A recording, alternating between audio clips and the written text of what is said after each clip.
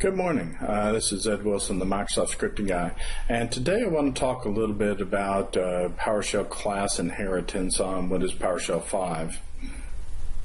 So if we think about creating a car class and we define things such as the year, model, make, and the color, then we may look around in our parking lot and realize that all of a sudden, hey, we have things other than cars, such as for instance, trucks, four-wheel quad runners, RVs, motorcycles or whatever. And all of these things are going to have a year, a model, a make, and a color. And so what I can do then is that I can create a base class that I call class vehicle, and I define the things that are going to be in common with all of the vehicles, the year, the model, the make, and the color.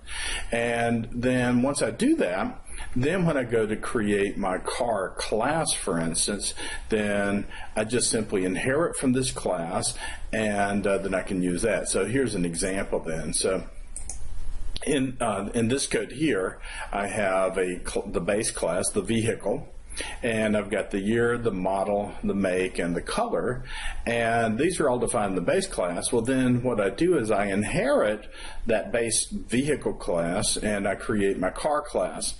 And then the thing that's going to distinguish my car from, say, like a quad runner, for instance, is that it's going to have a vehicle identification number, a VIN number.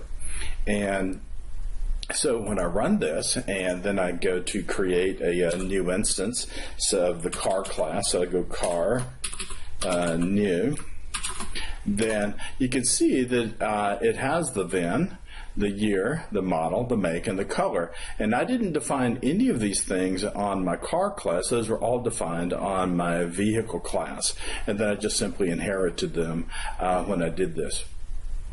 Now, if I look at this, I can see that my model and my make and my color, these things are all defined as strings.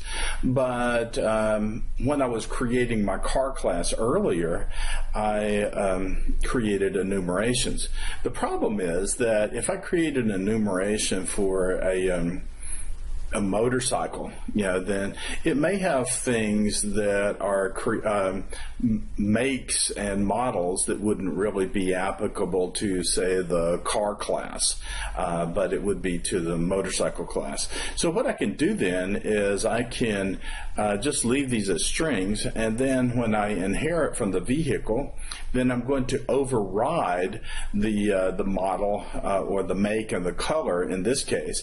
And so I created an enumeration, make of car, color of car. And then here's my enumeration, Chevy, Ford, Toyota, blah, blah, blah. And then my color enumeration, red, green, blue, whatever, blah, blah, blah. And then I override these. So notice that these are the same properties that I picked up from the vehicle class. So that we've got the make and the color, but these are now defined as overridden as make of car, color of car.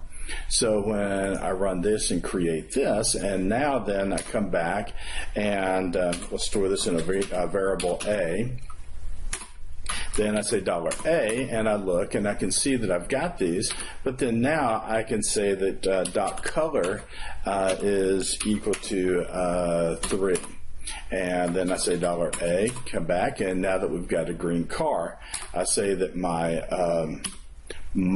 make is equal to 2, and then I come back and I look at $A, and I can see that now I've got a green Ford. And but if I was to try to assign a different value to it, such as $A.color is equal to purple, then it comes back and now we get an error, and it says, dude, no, you can't do that. I can use red, green, or blue. So red, and then I go back to $A, and we can see that now we're back to our red car. And so this is how you do it. So you define your base class, then you inherit from the base class, and then I can use my enumerations methods or what have you that I've got. So this is Ed Wilson. I'm the Microsoft Scripting Guy, and this is using class inheritance and working with overriding those classes.